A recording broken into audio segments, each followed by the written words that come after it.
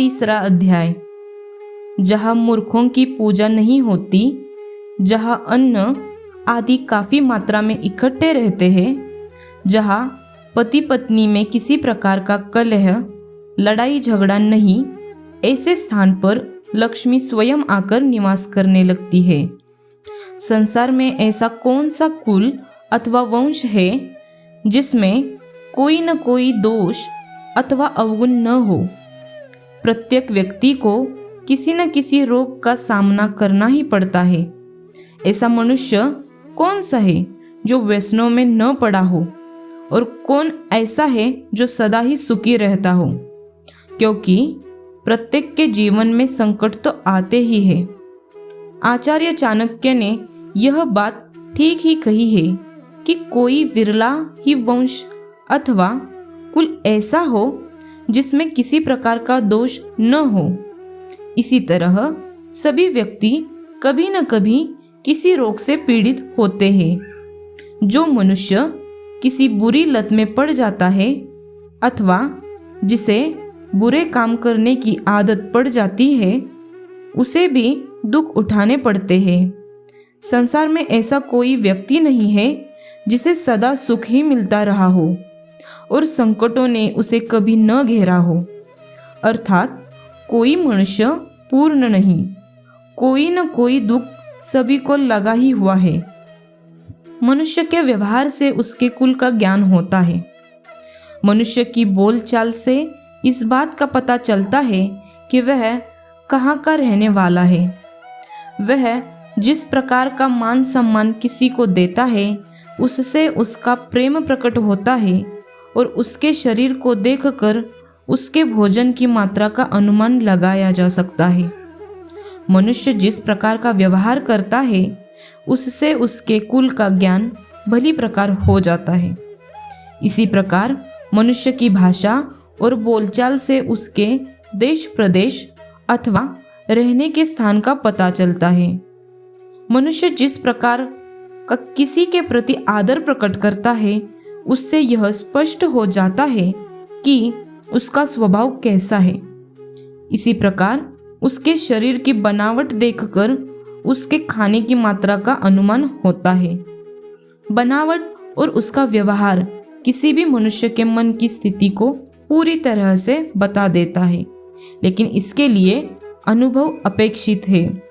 समझदार व्यक्ति का कर्तव्य है कि वह अपनी कन्या का विवाह किसी अच्छे कुल में करे, पुत्र को अच्छी शिक्षा दे, उसे इस प्रकार की शिक्षा दे जिससे उसका मान सम्मान बढ़े।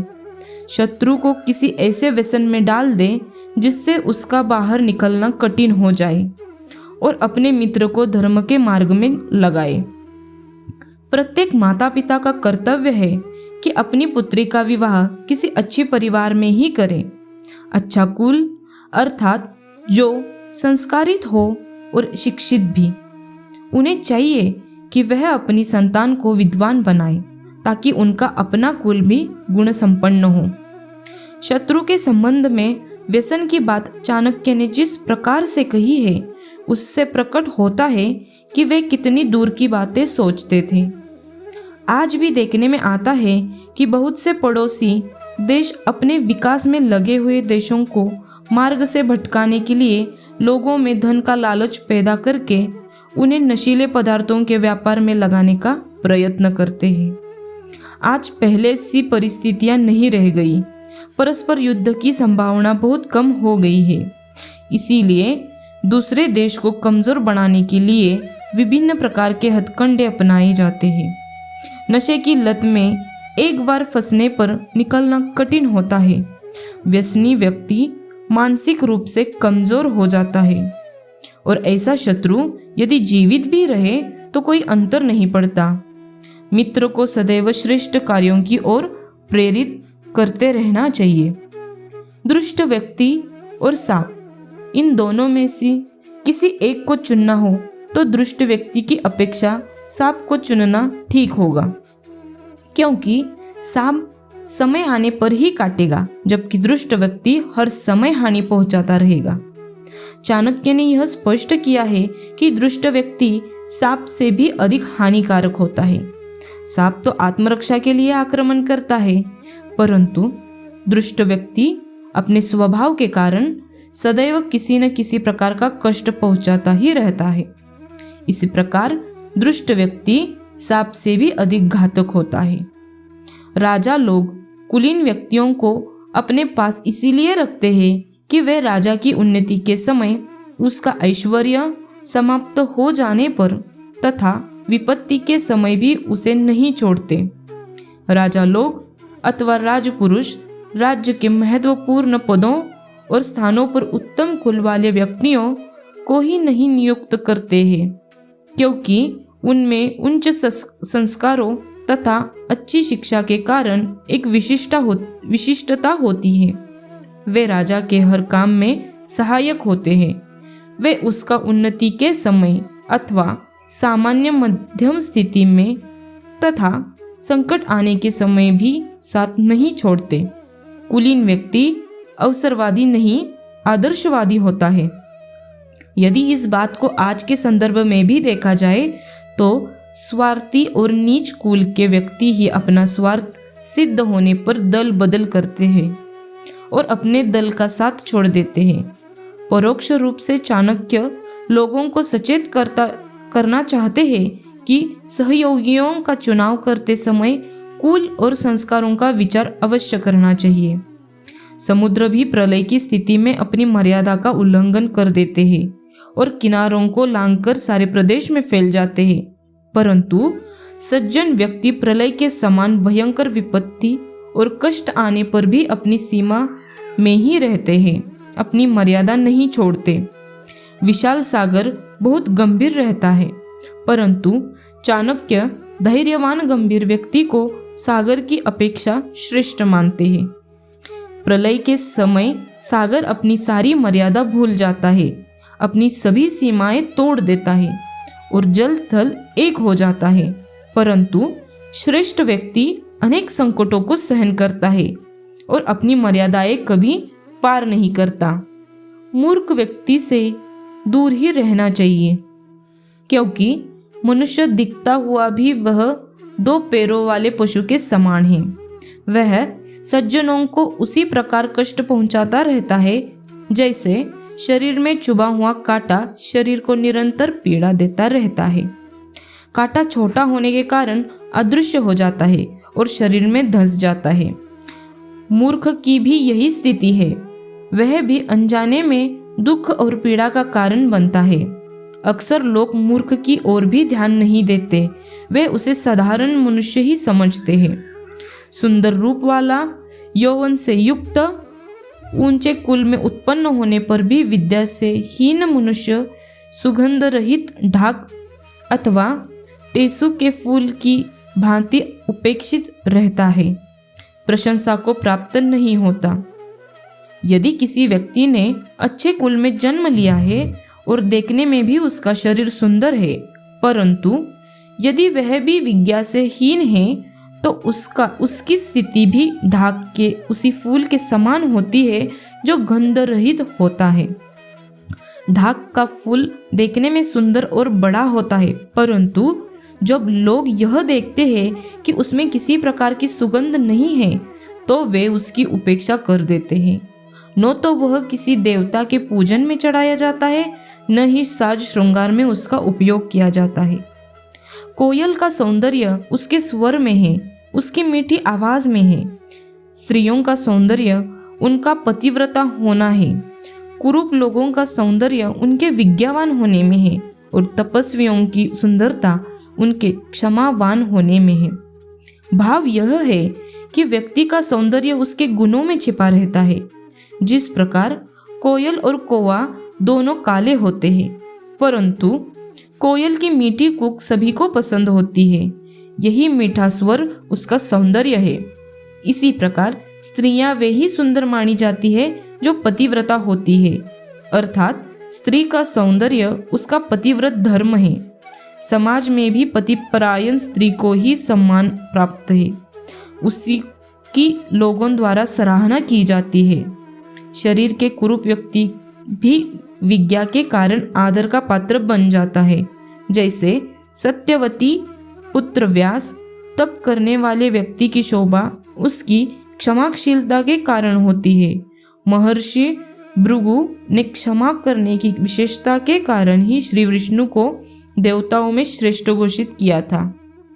यदि एक व्यक्ति का त्याग करने से कुल की रक्षा होती है, उन्नति होती है, सुख शांति मिलती है, तो उस एक व्यक्ति को छोड़ देना चाहिए, उसका त्याग कर देना चाहिए। ग्राम के हित के लिए कुल छोड़ देना चाहिए। यदि एक गांव को छोड़ने से पूरे जिले का कल्याण हो तो उस गांव को भी छोड़ देना चाहिए। इसी प्रकार आत्मा की उन्नति के लिए सारे भूमंडल का ही त्याग कर देना चाहिए। छोटे स्वार्थों के त्याग की ओर संकेत करता है यह श्लोक। इस दृष्टि से स्व ही सर्वश्रेष्ठ है, अर्थात यदि व्यक्ति अपनी उन्नति में किसी चीज को बाधक समझता है तो उसका त्याग कर देने में देर नहीं करनी चाहिए, वह कितना भी मूल्यवान क्यों न हो। उद्योग अर्थात पुरुषार्थ करने वाला व्यक्ति दरिद्र नहीं हो सकता। प्रभु का नाम जपते रहने से मनुष्य पाप में लिप्त नहीं होता। मौन रहने पर लड़ाई झगड़े नहीं होते तथा जो व्यक्ति जागता रहता है अर्थात सतर्क रहता है, उसे किसी प्रकार का भय नहीं रहता। जो व्यक्ति निरंतर परिश्रम करते रहते हैं उनकी गरीबी स्वयं दूर हो जाती है। परिश्रम करके भाग्य को भी अपने वश में किया जा सकता है। जो व्यक्ति सदैव प्रभु का स्मरण करता रहता है, अपने हृदय में सदैव उसे विद्यमान समझता है, वह पाप कार्य में प्रवृत्त नहीं होता। श्लोक के दूसरे भाग में कहा गया है कि मौन रहने से लड़ाई झगड़ा नहीं होता, अर्थात विवादों का समाधान है मौन। यह बात जीवन के सभी पक्षों पर लागू होती है। जो व्यक्ति सावधान रहता है, सतर्क रहकर अपने कार्य करता है, उसे किसी भी प्रकार के भय की आशंका नहीं रहती। जिस व्यक्ति को आलस्य, असावधानी और गफलत में रहने की आदत है, उसे हर स्थान पर हानि उठानी पड़ती है। उसका न तो आज है न कल। अत्यंत रूपवती होने के कारण ही सीता का अपहरण हुआ। अधिक अभिमान होने के कारण रावण मारा गया। अत्यधिक दान करने के कारण राजा बलि का कष्ट उठाना पड़ा। इसीलिए किसी भी कार्य में अति नहीं करनी चाहिए। अति का सर्वत्र त्याग कर देना चाहिए। चाणक्य ने यहाँ इतिहास प्रसिद्ध उदाहरण देकर यह समझाने का प्रयत्न किया है कि प्रत्येक कार्य की एक सीमा होती है। जब उसका अतिक्रमण हो जाता है तो व्यक्ति को कष्ट उठाना पड़ता है। सीता अत्यंत रूपवती थी, इसी कारण उनका अपहरण हुआ। इसी प्रकार रावण यद्यपि अत्यंत बलवान और समृद्ध राजा था, परंतु अभिमान की सभी सीमाएं लांघ गया। परिणाम स्वरूप उसे अपने स्वजनों के साथ मौत के घाट उतारना पड़ा। राजा बलि के संबंध में सभी जानते हैं कि वह अत्यंत दानी था। उसके दान के कारण जब उसका यश सारे संसार में फैलने लगा तो देवता लोग भी चिंतित हो उठे। तब भगवान विष्णु ने वामन का अवतार लेकर उससे 3 पग धरती दान में मांगी। बलि के गुरु शुक्राचार्य ने उसे सावधान भी किया, परंतु बलि ने उनकी बात न मानकर वामन बने विष्णु की बात मान ली और भगवान ने 3 पगों में धरती, स्वर्ग और पाताल तीनों लोकों को नापकर बलि को भिखारी बना दिया। इन सभी उदाहरणों का भाव यही है कि अच्छाई भी एक सीमा से आगे बढ़ जाती है तो वह बुराई अर्थात हानिकारक बन जाती है। लोग उसका लाभ उठाते हैं। इसीलिए कहा गया है कि अति न करो। समर्थ अथवा शक्तिशाली लोगों के लिए कोई भी कार्य कठिन नहीं होता। व्यापारियों के लिए भी कोई स्थान दूर नहीं। पढ़े लिखे विद्वान व्यक्तियों के लिए कोई भी स्थान विदेश नहीं। इसी प्रकार जो मधुरभाषी है उनके लिए कोई पराया नहीं। जो लोग शक्तिशाली है अर्थात जिनमें सामर्थ्य है, उनके लिए कोई भी काम पूरा कर लेना कठिन नहीं होता। वे प्रत्येक कार्य को सरलतापूर्वक कर लेते हैं। व्यापारी अपने व्यापार की वृद्धि के लिए दूर दूर के देशों में जाते हैं। उनके लिए भी कोई स्थान दूर नहीं। विद्वान व्यक्ति के लिए भी कोई परदेश नहीं। वह जहाँ भी जाएगा विद्वता के कारण वही सम्मानित होगा। इसी प्रकार मधुर भाषण करने वाला व्यक्ति पराये लोगों को भी अपना बना लेता है। उसके लिए पराया कोई भी नहीं होता, सब उसके अपने हो जाते हैं। जिस प्रकार सुगंधित फूलों से लदा हुआ एक ही वृक्ष सारे जंगल को सुगंध से भर देता है, उसी प्रकार सुपुत्र से सारे वंश की शोभा बढ़ती है, प्रशंसा होती है। बहुत से लोगों के बहुत से पुत्र अथवा संतानें होती है, परंतु उनकी अधिकता के कारण परिवार का सम्मान नहीं बढ़ता। कुल का सम्मान बढ़ाने के लिए एक सद्गुणी पुत्र ही काफी होता है। धृतराष्ट्र के 100 पुत्रों में से एक भी ऐसा नहीं निकला जिसे सम्मान से स्मरण किया जाता हो। ऐसे 100 पुत्रों से क्या लाभ? सगर के तो 60,000 पुत्र थे। जिस प्रकार एक ही सूखे वृक्ष में आग लगने से सारा जंगल जलकर राख हो जाता है, उसी प्रकार एक मूर्ख और कुपुत्र सारे कुल को नष्ट कर देता है। जैसे जंगल का एक सूखा पेड़ आग पकड़ ले तो सारा वन जल उठता है, उसी प्रकार कुल में एक कुपुत्र पैदा हो जाए तो वह सारे कुल को नष्ट कर देता है। कुल की प्रतिष्ठा, आदर सम्मान आदि सब धूल में मिल जाते हैं। दुर्योधन का उदाहरण सभी जानते हैं, जिसके कारण कौरवों का नाश हुआ। लंकापति रावण भी इसी श्रेणी में आता है। एक ही पुत्र यदि विद्वान और अच्छे स्वभाव वाला हो तो उससे परिवार को उसी प्रकार खुशी होती है, जिस प्रकार एक चंद्रमा के उत्पन्न होने पर काली रात चांदनी से खिल उठती है। यह आवश्यक नहीं है कि परिवार में यदि बहुत सी संतानें हैं तो वह परिवार सुखी हो। अनेक संतानों के होने पर भी यदि उनमें से कोई विद्वान और सदाचारी नहीं तो परिवार के सुखी होने का प्रश्न ही नहीं उठता। इसीलिए चाणक्य कहते हैं कि बहुत से मूर्ख पुत्रों और संतान की अपेक्षा एक ही विद्वान और सदाचारी पुत्र से परिवार को उसी प्रकार प्रसन्नता मिलती है जैसे चांद के निकलने पर उसके प्रकाश से काली रात जगमगा उठती है। दुख देने वाले, हृदय को जलाने वाले बहुत से पुत्रों के उत्पन्न होने से क्या लाभ? कुल को सहारा देने वाला एक ही पुत्र श्रेष्ठ होता है। उसके आश्रय में पूरा कुल सुख भोगता है। ऐसे बहुत से पुत्रों से कोई लाभ नहीं, जिनके कार्यों से परिवार को शोक का सामना करना पड़े, हृदय को दुख पहुंचे। ऐसे बहुत से पुत्रों की अपेक्षा परिवार को सहारा देने वाला एक ही पुत्र अधिक उपयोगी होता है, जिसके कारण परिवार को सुख प्राप्त होता है। 5 वर्ष की आयु तक पुत्र से प्यार करना चाहिए। इसके बाद 10 वर्ष तक उसकी ताड़ना की जा सकती है और उसे दंड दिया जा सकता है, परंतु 16 वर्ष की आयु में पहुंचने पर उससे मित्र के समान व्यवहार करना चाहिए। विकासात्मक मनोविज्ञान का सूत्र है यह श्लोक। 5 वर्ष की आयु तक के बच्चे के साथ लाड़ दुलार करना चाहिए, क्योंकि इस समय वह सहज विकास से गुजर रहा होता है। अधिक लाड़ प्यार करने से बच्चा बिगड़ न जाए, इसीलिए 10 वर्ष की आयु तक उसे दंड देने की बात कही गई। उसे डराया धमकाया जा सकता है, परंतु 16 वर्ष की आयु तक पहुंचने पर उसके साथ इस प्रकार का व्यवहार नहीं किया जा सकता। उस समय उसके साथ मित्र जैसा व्यवहार करना चाहिए, क्योंकि तब उसका व्यक्तित्व और सामाजिक विकसित हो रहा होता है। मित्रता का अर्थ है उसे यह महसूस करना कि उसकी परिवार में महत्वपूर्ण भूमिका है।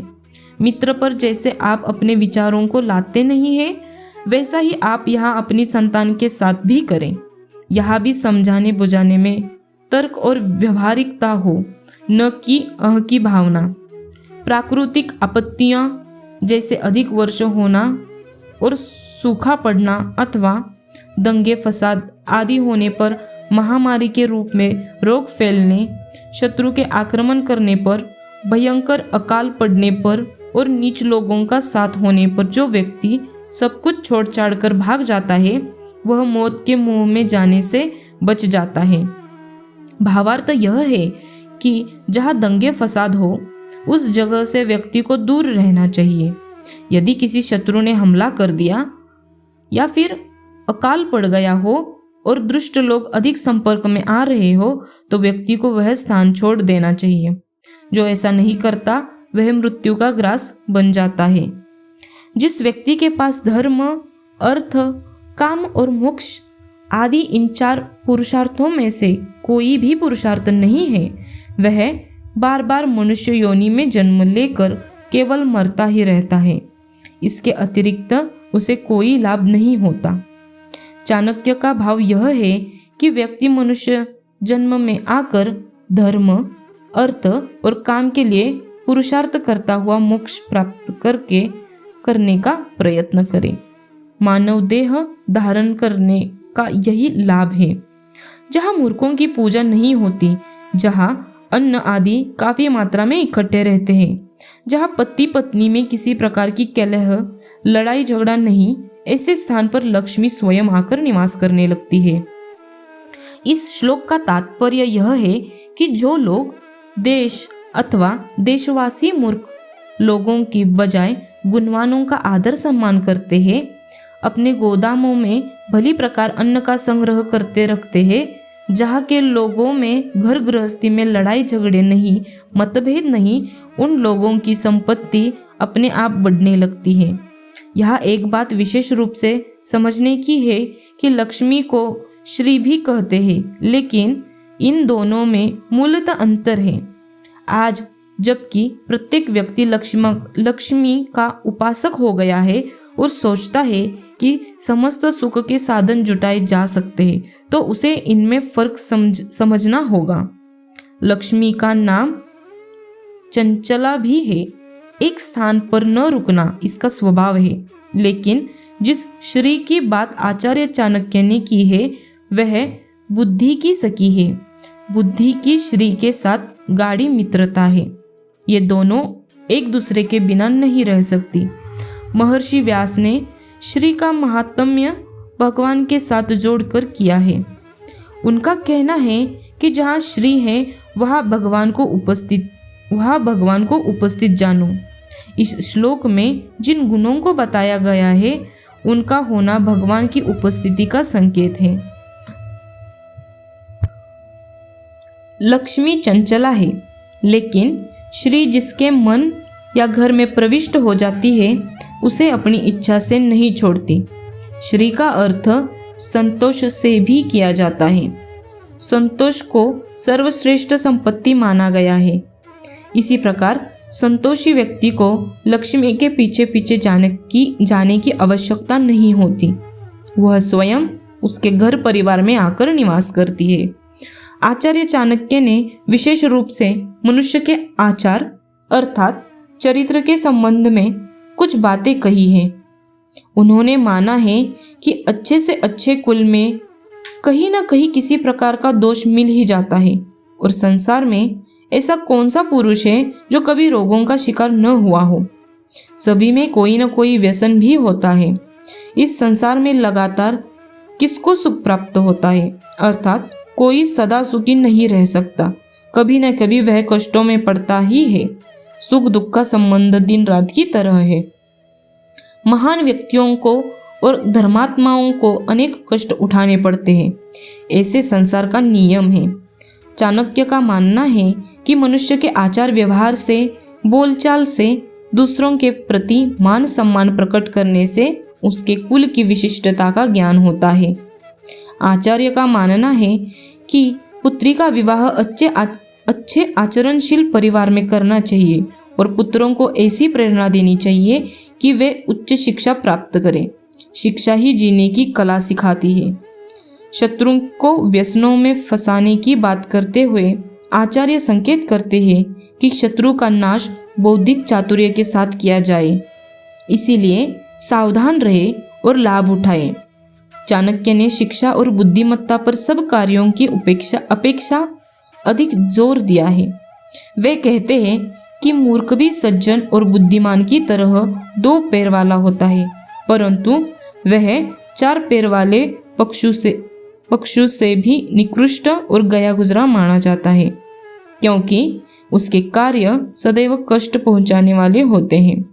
चाणक्य कहते हैं कि यदि कोई व्यक्ति अच्छे कुल में उत्पन्न हुआ है तथा रूप और यौवन आदि से युक्त है, परंतु उसने विद्या ग्रहण नहीं की, तो यह सब उसकी प्रकार निरर्थक है, जिस प्रकार बिना सुगंध के सुंदर फूल। उनका मानना है कि किसी का सम्मान उसके गुणों के कारण होता है, न कि रूप और यौवन के कारण। आचरण से संबंधित एक और महत्वपूर्ण बात चाणक्य ने यह की है कि यदि किसी एक व्यक्ति के बलिदान से पूरे कुल का कल्याण हो तो उसका बलिदान कर देना चाहिए, परंतु उन्होंने मनुष्य को सर्वोपरि माना है और वे कहते हैं कि यदि व्यक्ति अपने कल्याण के लिए चाहे तो प्रत्येक वस्तु का बलिदान कर सकता है।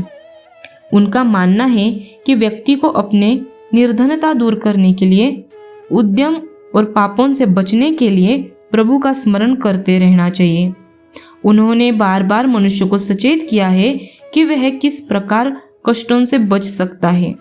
उनका कहना है कि व्यक्ति को सदैव सतर्क रहना चाहिए। आचरण में आचार्य किसी भी तरह की अति के पक्ष में नहीं है। आचार्य के अनुसार मधुर भाषण करने वाला व्यक्ति समूचे संसार को अपना बना सकता है।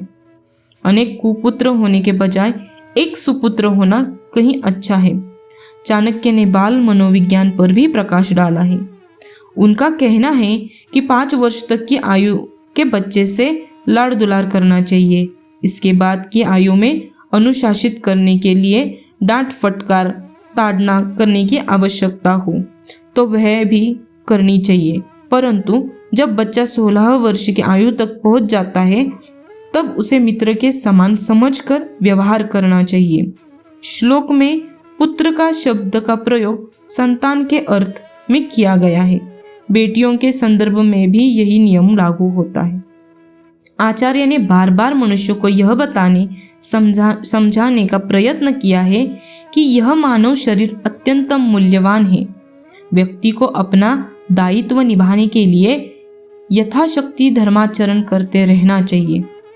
चाणक्य इस अध्याय के अंत में समूचे समाज को मूर्खों से बचने का परामर्श देते हैं। अपने अन्न तथा अन्य उत्पाद को ठीक ढंग से संभाल कर रखना चाहिए और आपस में प्रेम पूर्वक रहना चाहिए। झगड़े फसाद में अपना जीवन नष्ट नहीं करना चाहिए। ऐसा करके हम स्वयं को दुख के गर्त में डालते हैं।